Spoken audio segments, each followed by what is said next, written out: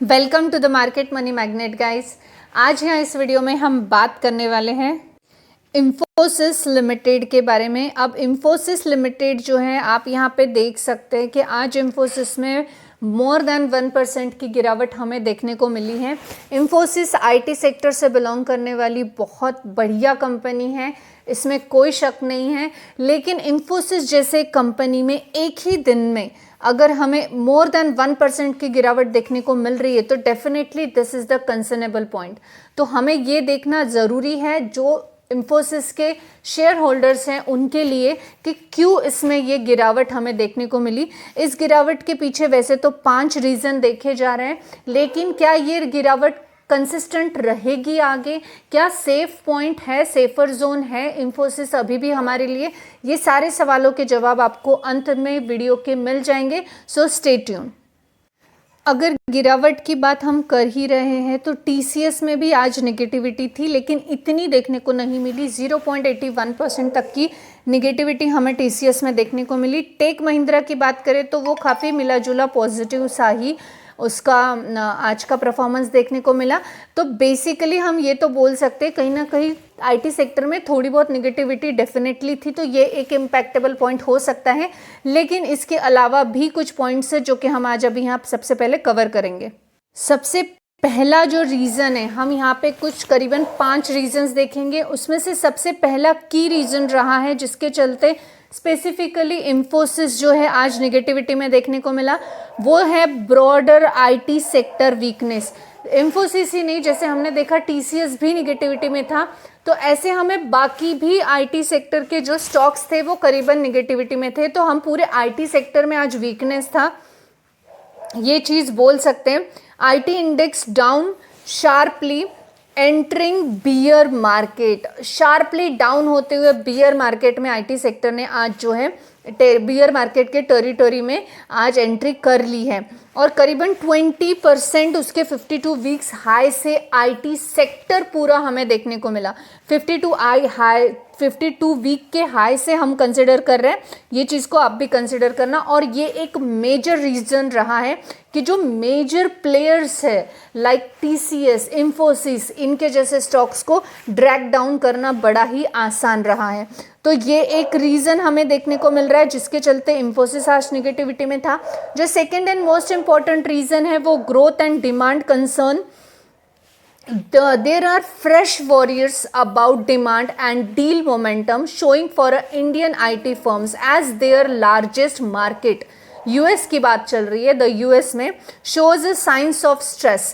अब अगर जो डिमांड का कंसर्न है ये अगर स्ट्रेस में रहेगा और तो इस वजह से जो मोमेंटम शो होगा इंडियन मार्केट का या इंडियन फर्म्स का, आईटी फर्म्स का, वो निगेटिव में रहेगा। यानी हम यूएस मार्केट की बात कर रहे हैं, वहाँ से स्ट्रेस के साइंस आए हैं जिस वजह से इंडियन आईटी स्टॉक्स जिनका सबसे मेजर क्लाइंट बेस यूएस में देखने को मिलता है, इस वजह से भी यूएस जो इंडियन आईटी सेक्टर है पूरा वो नेगेटिविटी में था। और ये भी एक रीज़न रहा है जो कि हमें इंफोसिस की निगेटिविटी में देखने को मिला। जो ग्रोथ एंड डिमांड कंसर्न है यूएस का वो हमें यहाँ पे स्ट्रेस में देखने को मिला है। जो थर्ड रीज़न हमें देखने को मिल रहा है इंफोसिस के निगेटिविटी के पीछे का, वो देखने को मिल रहा है अंडर परफॉर्मेंस वर्सेस पीयर्स।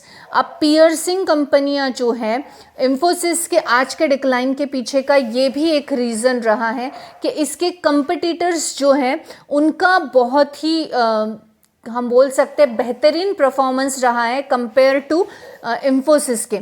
अब इस तरह जो इन्वेस्टर्स होते हैं ये नर्वस फील करते हैं कि अगर स्पेसिफिक उनकी कंपनी का परफॉर्मेंस अंडर परफॉर्मेंस हो या कम परफॉर्मेंस देखने को मिल रहा है तो डेफिनेटली यहाँ पे उनके ऊपर भी एक अच्छा खासा निगेटिव माइंडसेट उनका प्रिपेयर होता है कि उन्होंने रॉन्ग स्टॉक्स में इन्वेस्ट किया है।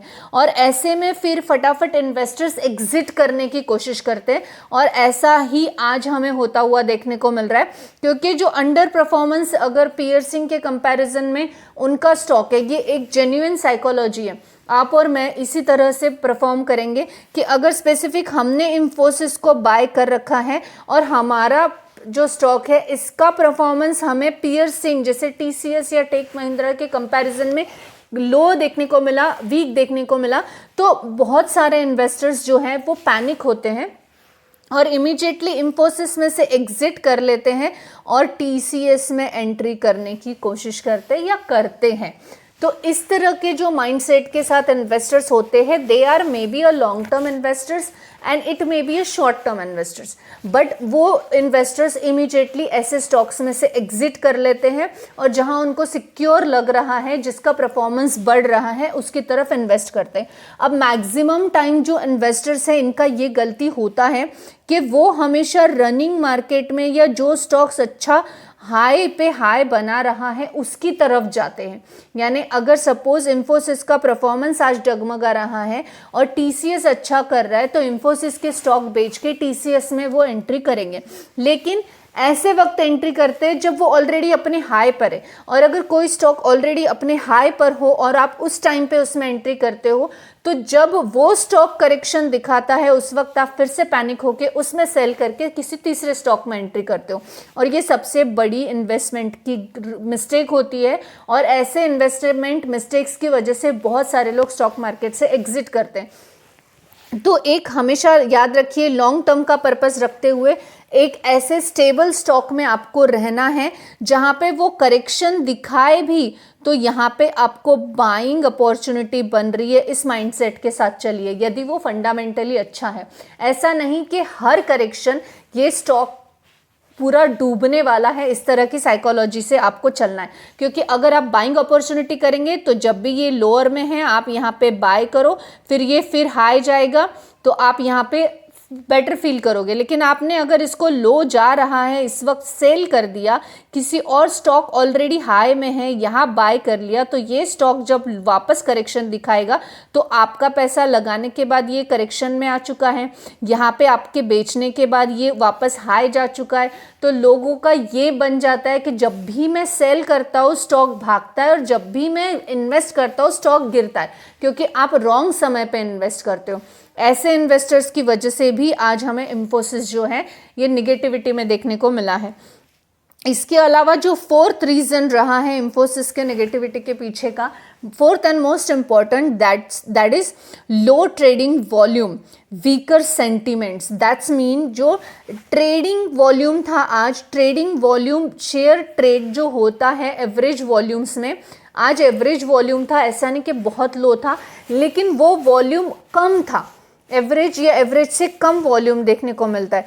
अदरवाइज हमेशा से जो ट्रेड का वॉल्यूम है ये अच्छा खासा रहता है ऐसे स्टॉक्स में, इंफोसिस, टीसीएस, रिलायंस इंडस्ट्री या टाटा एलेक्सी, इस टाइप के स्टॉक्स जो होते हैं इसमें बहुत बढ़िया वॉल्यूम देखने को मिलता है।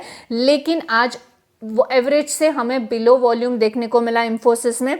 इस वजह से भी डाउन साइड के सेंटिमेंट्स जो है ये टर्न हो गए, क्योंकि जब भी स्टॉक्स में वॉल्यूम कम होगा तो स्टॉक्स में इन्वेस्ट करने की जो एक मेंटालिटी है वो लोगों की, लोअर इन्वेस्टर्स की देखने को मिलती है। तो मेनली ये 4 रीजंस हमें देखने को मिले जिसकी वजह से इंफोसिस जो है आज हमें निगेटिविटी में देखने को मिला, और ऐसी वैसी निगेटिविटी में नहीं, मोर देन 1% की निगेटिविटी में। अब यहाँ पे मोस्ट इंपॉर्टेंट रीजन ये भी आ जाता है, मोस्ट इंपॉर्टेंट बात ये भी आ जाती है कि अब हमें क्या करना चाहिए। जैसे कि हमने थर्ड रीजंस के वक्त ही डिस्कस किया कि स्टॉक में करेक्शन आ रहा है, पूरे सेक्टर पे इफेक्ट है, इस वजह से स्पेसिफिक कंपनी की तरफ से, बैलेंस शीट की तरफ से या मैनेजमेंट की तरफ से कोई भी गलती या कोई भी फ्रॉड निकल के नहीं आ रहा है।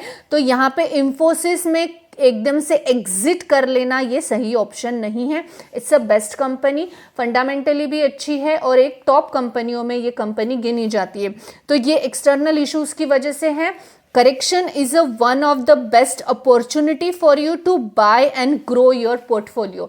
So यहाँ पे इसको opportunity की तरह देखना चाहिए. This is my personal opinion. बाकी if you want to invest, you must ask your financial advisor. I'm not giving any advice here. Thanks for watching.